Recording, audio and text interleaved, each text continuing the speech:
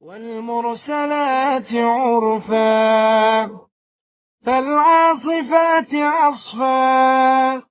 والناشرات نشرا فالفارقات فرقا فالملقيات ذكرا عذرا أو نذرا إنما توعدون لواقع فإذا النجوم طمست وإذا السماء فرجت وإذا الجبال نسفت وإذا الرسل أقتت لأي يوم أجلت ليوم الفصل وما أدراك ما يوم الفصل ويل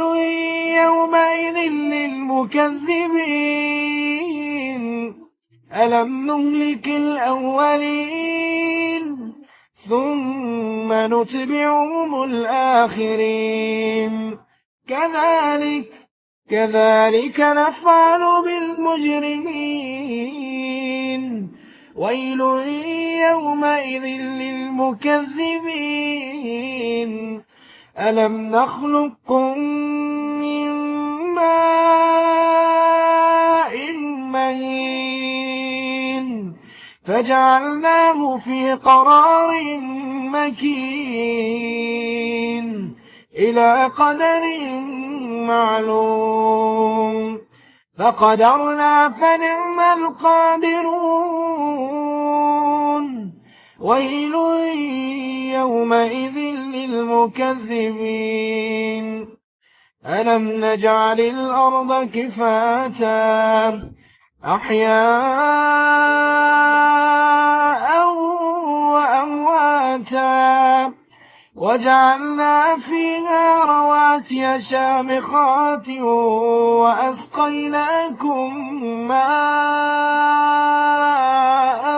فراتا ويل يومئذ للمكذبين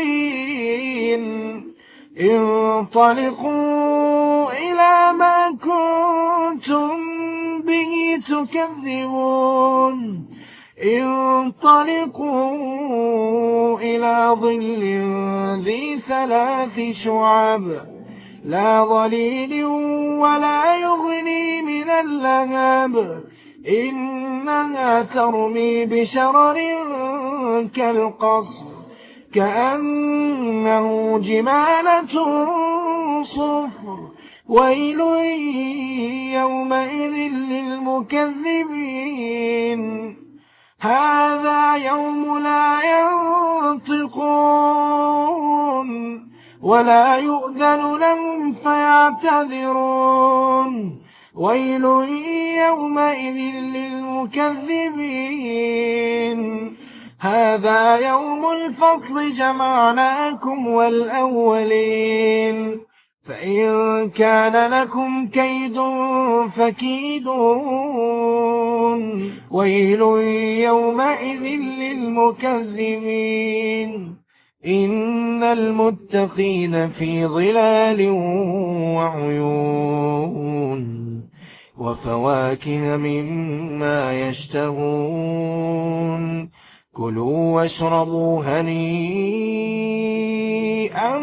بما كنتم تعملون إنا كذلك نجزي المحسنين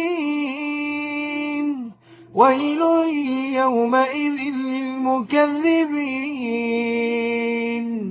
كلوا وتمتعوا قليلا إنكم مجرمون ويل يومئذ للمكذبين